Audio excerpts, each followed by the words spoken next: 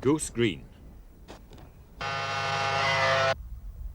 Mount Tumbledown, Fox Bay, the Falklands, the Army and the future. Good evening. The Falkland Islands are garrisoned, protected by fighters and rockets and troops. And the islanders are trying to fit their lives together again in the fortress. But it will never be the same. TVI, the first program of its kind to report from the islands, found the debris of the past, the wreckage of war, the pasture perhaps forever sown with mines, the unforgiving memories of occupation. The test now is, can the islanders survive as a community? If the wishes of the islanders were paramount, many of them now want their own land to farm themselves. Otherwise, the young people will leave. The Labour Party here is making it an issue. Yet, as Peter Gill's report shows, even the worst of the absentee landlords are not being budged from Fortress Falklands.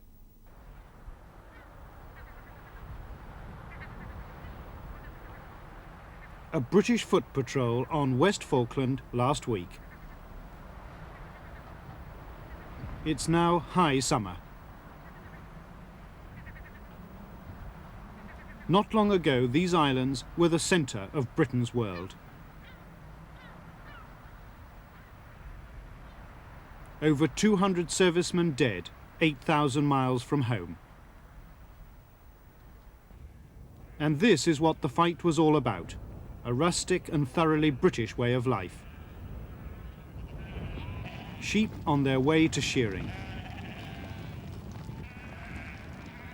The battle is now on for economic survival, though the evidence of war is pervasive. At Goose Green, the grave of a Harrier pilot. Nearby, the shot-up Pucaras of the Argentine Air Force. For a while, Pucara became a menacing word in the British vocabulary, but they were no match for the Harriers. The Paras lost 15 men at Goose Green. Their victory liberated the island's largest rural community from Argentine occupation. 114 men, women and children spent 30 days locked up in the village hall. Their recovery from that experience has been swift. It's now business as usual, 100,000 sheep to shear. 5,000 can be accommodated at a time in one of the world's largest shearing sheds. It was here that the British kept 1,400 Argentine prisoners of war. Goose Green is one huge farm. Eric Goss, the manager, was decorated for his leadership during the occupation. His wife Shirley helps him count the cost. 800 sheep slaughtered, and that was not all. You see, with all the sheep being mixed up, our pedigree flock was mated with whatever ram happened to stroll around the place. So the whole progeny from that flock for a year is lost. And that takes you years to recover, particularly when we've lost some of the last year's breeding stock as well. That sets you back quite a bit. As far as the structures go, rebuilding houses, places that were bombed down, burnt out, fences that were destroyed, removed, and filling in the foxholes, cleaning up the rubbish and tidying. And I think I'll still be doing that in 2 years' time. Soldiers still outnumber residents on his farm. But their presence in Goose Green, as elsewhere in the islands, is more than tolerated. It is welcomed. For the garrison represents security against another Argentine invasion, and the Royal Hampshires patrol in earnest. The Argentine invasion last year came after the sheep had been shorn. And despite all the chaos of occupation, imprisonment and war, this year's wool clip will not be much down on last.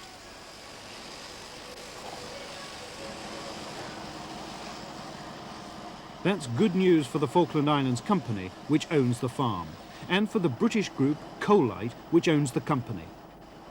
But it won't make too much difference to the regular employees at Goose Green. Shepherd Tony Anderson is preparing for the winter after next. peat takes that long to dry, and the Argentinians used up what he had in store. Tony works for the Falkland Islands Company and is an islander born and bred. His sheepdogs share with him an unvarying diet of mutton. Of that there is no shortage. His experience at the hand of the Argentines convinced him that had they stayed, he would have tried to leave the islands. Now he will stay because the British are back. And apparently here to stay. Across the water from Goose Green, the army is starting a new and permanent existence. Royal Engineers have been given the task of creating accommodation that will house the Goose Green Army garrison for the indefinite future.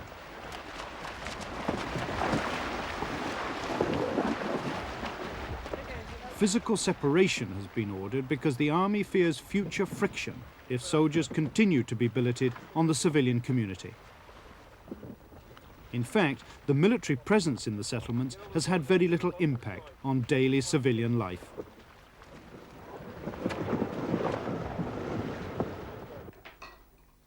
Where are you going to after breakfast? Tony Anderson and his wife Jenny would one day like to see Britain. This morning it's time for other arrangements as Tony prepares for 3 days shepherding out on the hills.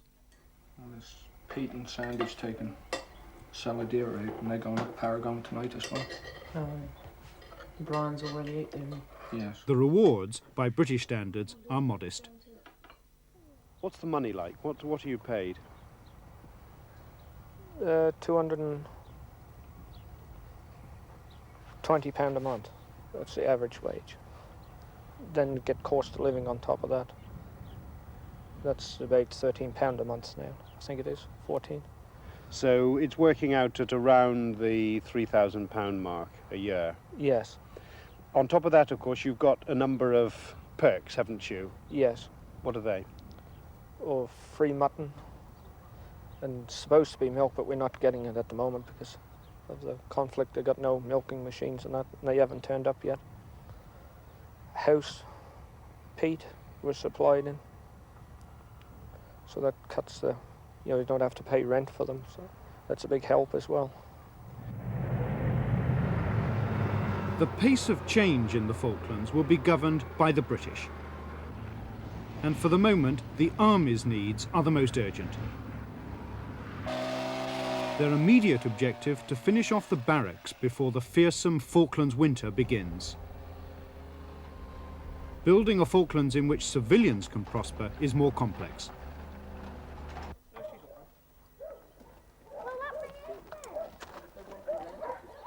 Tony Anderson saddles up. There are no roads around Goose Green. He and the other shepherds are to drive shorn sheep back to the far corners of the Goose Green estate. They will be away 3 days, sleeping out.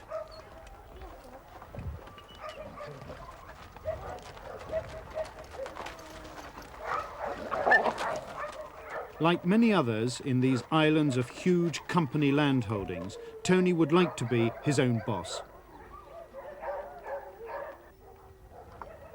When a visiting British minister spoke in Goose Green about land redistribution and asked how many company men wanted to be farmers in their own right, Tony was one of 8 who said they did. He felt there was room enough when Goose Green Farm alone extends over 500,000 acres. Indeed, without land reform, there are real fears for the future of these small and dwindling rural communities.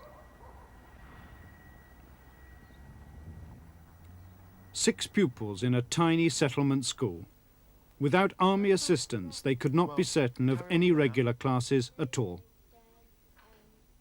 To his considerable surprise, Corporal Ted Musgrave of the Army Pay Corps found himself volunteering for the job of teacher. Airplane. Airplane, what type? Oh, well.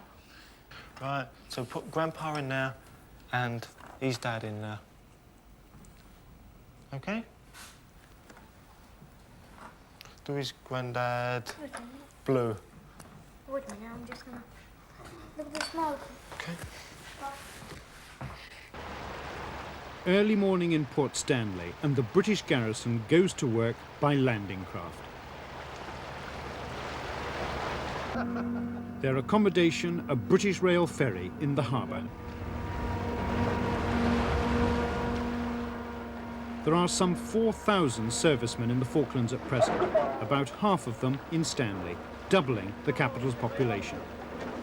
Men from the Royal Engineers and the Royal Corps of Transport are transforming Port Stanley into a formidable military base.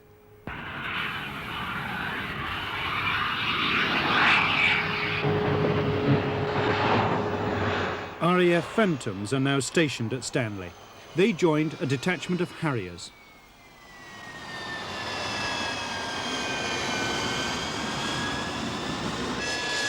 The jump jets were the great technical success story of last year's campaign.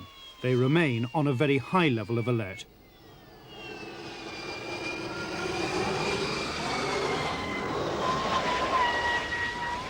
We have to look at the fact that the 150th anniversary celebrations are taking place. This is a British settlement here. That is right, very shortly, and that plainly has a potential for aggravation for the Argentinians. I hope it won't, but it might do. And at the same time, of course, it's almost a year ago that they actually invaded here. So for those two reasons, I obviously am going to make sure that we're very much on our toes, as of course we've always been right from the outset here, because I would underline that unless we're here to be ready now to fight, there's no purpose for us being here.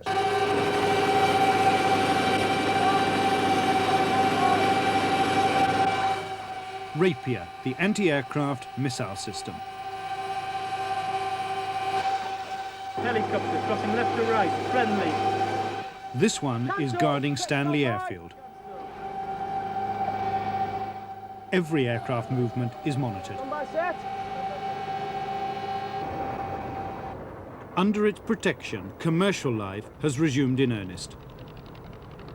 Bales of wool from outlying sheep stations are brought into Stanley, over the top of one of the Argentine Air Force's last targets. The Sir Tristram, sister ship of the Sir Galahad, was also caught in the open during the landings at Fitzroy, the biggest British disaster of the war. The transport of wool from the Falklands, like most other commercial activities, is the effective monopoly of the Falkland Islands Company. No one on the islands really wants to see it out of business. As an absentee landlord, the company is credited with taking its responsibilities seriously, but the sheer size of its holdings are a political embarrassment. The Falkland Islands Company owns 43% of the land. Other outside interests own a further 4 estates on East Falkland and 3 estates on West Falkland, amounting to 76%. Further to the west, another absentee landlord, John Hamilton Estates, owns large island farms. One of them is Saunders Island.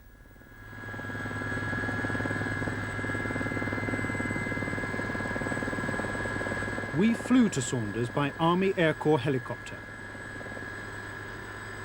If there is to be a land reform on the Falklands, it is said that Saunders and other islands owned by Hamilton Estates are the most obvious candidates for government takeover, subdivision and redistribution. Saunders Island was bought by a Scots shepherd, John Hamilton, who made a fortune by pioneering sheep farming in Patagonia on the Argentine mainland. The settlement on Saunders needs attention. And the farm, some of the best grazing in the Falklands, suffers from a critical lack of investment. Tony Pole Evans has been manager at Saunders since 1948. How much money the farm makes, he has no idea.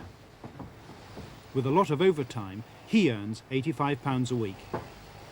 As an absentee landlord, how much money, how much investment have they actually been putting into Saunders? Well, there hasn't been a great deal the last few years, none at all, in fact, the last few years. When did you last have a bit of money spent on the place? Oh, about 7 years ago when we got this big Ford track here, is about the last time we spent anything big in the way of capital.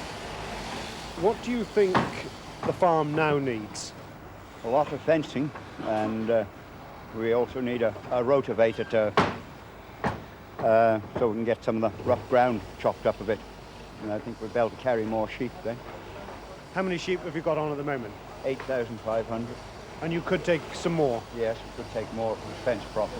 Have you asked Hamilton's for this sort of thing, more fencing and so on? Yes, I have asked for it several times. What do they say?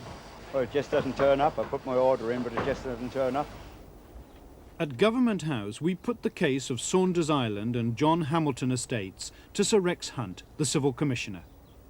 I have no hesitation in saying that they are the classic example of the absentee landlord, and they are far and away the worst of our absentee landlords, and I would like to take over their land. I have written to them several times, and I've just been told to mind my own business. It's a private enterprise.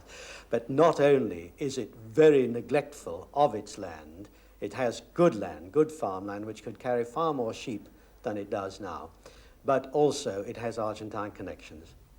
Hamilton Estates do indeed have Argentine connections.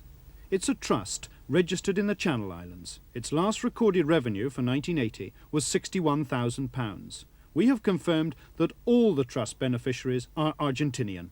The company has even filed a compensation claim for war damage. Land purchase by the government and redistribution to small farmers can and does work. This land was once owned by the Falkland Islands Company. In the war, it was a battlefield surrounded by the hills that the Argentines fortified outside Stanley. As British forces advanced, the farmer who lives here was forced to flee when Argentines occupied the house. He is Claude Morecambe, and he has suffered appalling losses. Most of his livestock has gone, eaten, inaccessible, or blown up.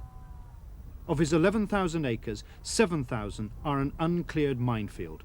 Even near the farmhouse, they still find unexploded ammunition.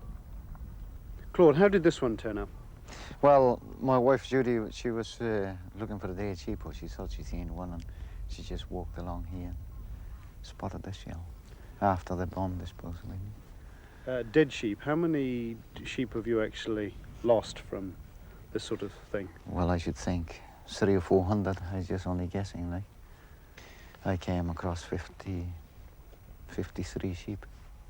It was minus a leg and minus a foreleg or something happened. Most of them were maimed anyhow. And you put them down? I put them down, yeah. And I seen the cattle that we lost at that time.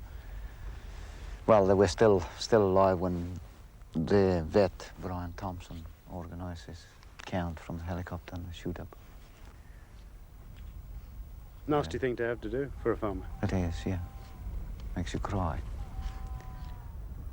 Claude Morecambe and his wife Judy have been on their own for just 2 years. They have now had to gut the farmhouse and start again. They are still faced with mortgage repayments, but they believe they will win through. It's a bit difficult at the moment till we know how much land we're going to have, but when we know for sure, then we can adapt and perhaps change our ideas about sheep and go into dairy farm.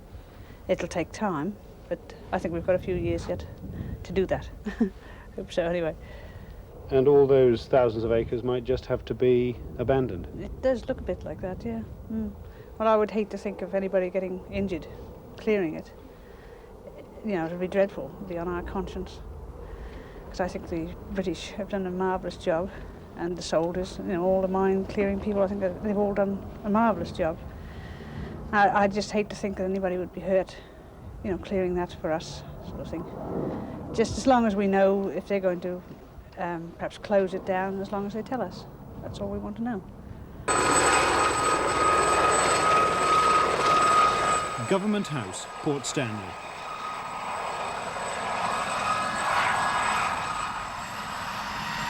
An army helicopter helps out on the civilian front.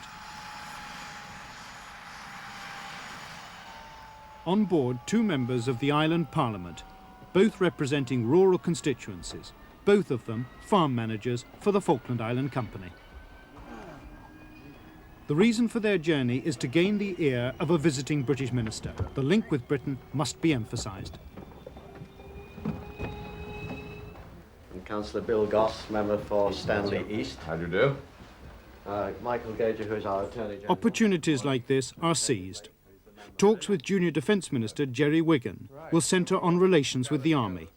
Well, First Minister, I'd like to say welcome to the Falkland Islands on behalf of councillors, and to thank you and the Ministry of Defence. Sir Rex Hunt underlines the irony of all the attention the Falklands are now receiving. As you know, we've had a number of ministers in the last 6 months. We had your previous Secretary of State, Mr. John Knott, my own Minister of State, Mr. Cranley Onslow, and most recently, of course, the Prime Minister. This shows how much things have changed since the 2nd of April last year, when we were very lucky if we had one minister's visit a year. On a slipway near Government House, a further pointer to the return of civilian normality. A new Beaver aircraft is readied for takeoff.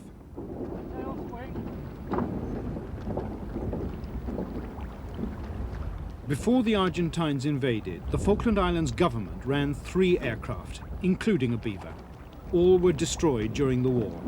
The new Beaver was shipped to the Falklands in bits and assembled there last month.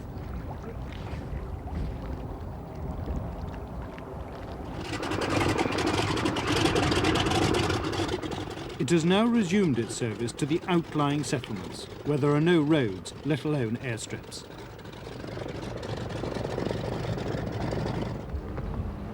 The Beaver's return, it said, has done more than any other event in recent months to revive civilian spirits in the Falklands.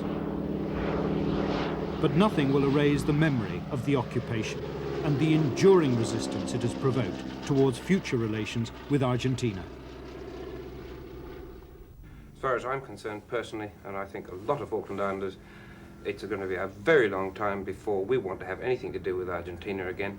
If you'd been here and that street just behind us and seen thousands of heavily armed, arrogant goons tramping up and down it in April of this year, you wouldn't want to have anything to do with them again either. They are so fixed in their ideas that their talk of discussions are not really discussions. They're just talks about when we're going to hand it over, and we're not. So I can't really see much sense in going to speak to them at all at the moment, particularly with they're still rattling the sabres. You know, they haven't even bothered to put them down yet. We broke the last one they waved.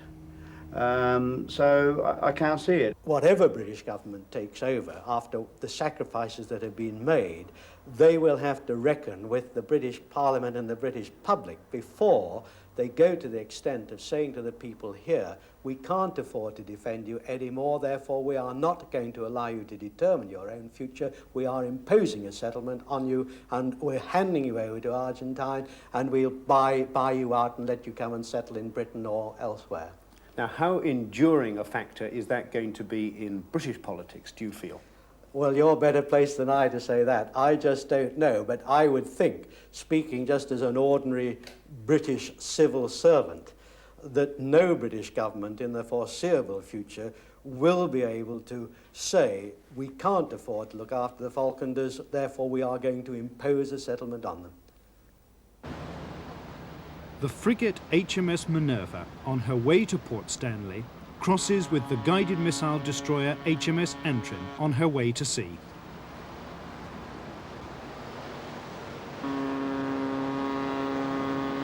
Antrim had a busy war, from the South Georgia landings to the 1,000-pound bomb that failed to explode. There are other warships in the area too, and an undeclared number of submarines. For the time being at least, no one can doubt the British resolve.